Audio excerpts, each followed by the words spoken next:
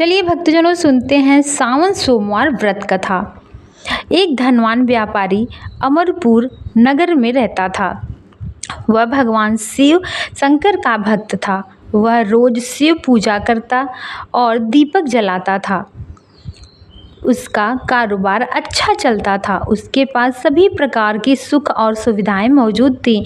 उसे किसी भी चीज़ की कोई कमी नहीं थी। समाज में उसका नाम था, लेकिन वह काफ़ी दुखी रहता था क्योंकि उसकी कोई संतान नहीं थी। उसकी एक पुत्र की चाह थी। वह सोचता था कि मेरा एक पुत्र ही हो जाए। उसे हमेशा इस बात की चिंता रहती थी कि उसके जाने के बाद उसका व्यापार कौन देखेगा, उसका वंश कैसे आगे बढ़ेगा। पुत्र की प्राप्ति के लिए वह सावन सोमवार व्रत रखता था। शिवजी के मंदिर में जाकर शाम के समय में दीप जलाता था।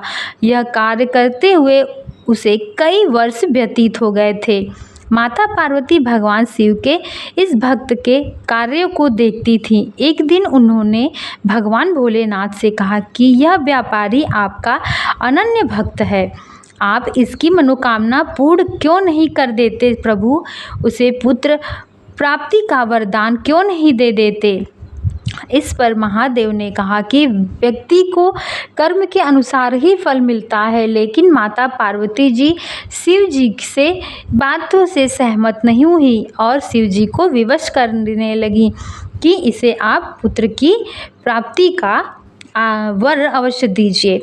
तब महादेव ने उस व्यापारी को स्वप्न में दर्शन दिया और कहा, तुमको पुत्र की प्राप्ति होगी, लेकिन वह अल्प आयु होगा। वह 16 साल तक ही जीवित रहेगा। अगले दिन व्यापारी की नींद खुली तो वह खुश हो गया और पत्नी को सपने की बात बताया, लेकिन इस बात से दुखी था कि वह पुत्र केवल 16 वर्ष तक ही जीवित रहेगा। वह सावन सोमवार व्रत और शिव पूजा अपने अच्छे से करता था। एक दिन शिव कृपा से उसे संतान सुख की प्राप्ति हुई। उसके घर में बेटे का जन्म हुआ। व्यापारी ने अपने बेटे का नाम अमर रखा। वह समय के साथ बड़ा होने लगा। जैसे ही वह 16 वर्ष का हुआ तो व्यापारी ने बेटे को उसके मामा दीपचंद के साथ शिव की नगरी काशी पढ़ने के लिए भेज दिया।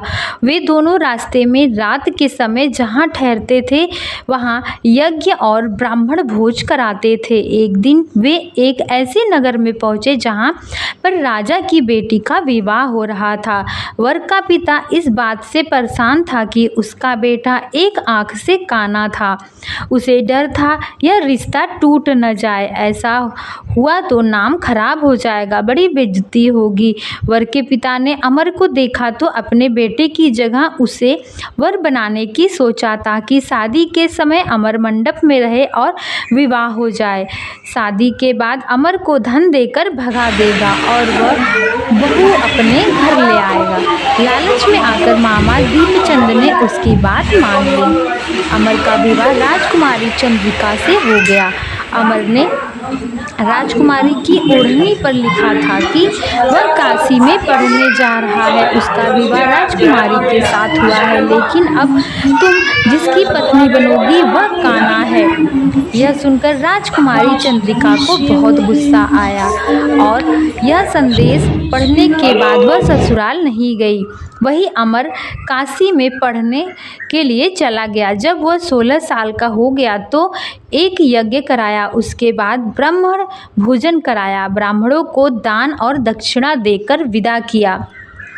भगवान शिव के वचन के अनुसार उस रात अमर के प्राण निकल गए। अमर की मृत्यु पर उसका मामा रोने लगा। वहाँ पर काफ़ी लोग आ गए। वहीं से भगवान शिव और माता पार्वती भी जा रहे थे।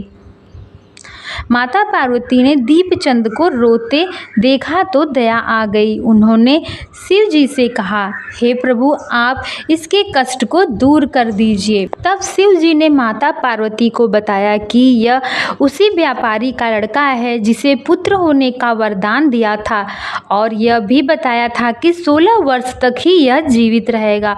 उस अनुसार आज इसके 16 वर्ष पूरे हो गए। इस पर माता पार्वती ने कहा कि आप इसके प्राण लौटा दे, नहीं तो इसके माता पिता रो रो कर अपने प्राण त्याग देंगे। माता पार्वती ने कई बार शिव जी से आग्रह किया। भगवान शिव ने अमर को जीवन दान दे दिया। वह जीवित हो उठा। उसने अपनी शिक्षा पूरी की और राजकुमारी चंद्रिका के पास पहुंचा। वहां उस समय उसके घर एक यज्ञ कराया जा रहा था। राजा और राजकुमारी अमर को पहचान गए। राजा अमर को घर ले आए, उसका आदर सत्कार हुआ। उसके बाद राजकुमारी चंद्रिका अमर के साथ उसके घर चली आई। अमर को जीवित देखकर उसके माता पिता अत्यंत खुश हुए।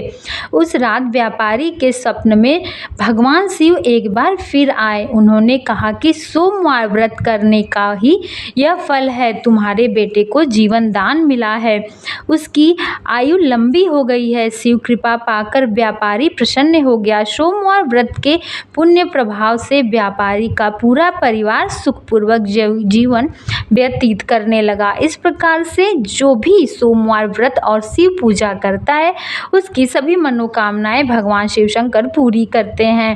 तथा कथा सुनने के बाद हृदय से मननकार करना चाहिए और जय जयकार बोलना चाहिए। तो बोलिए सभी शिव शंकर भोले बाबा की जय। हर हर महादेव।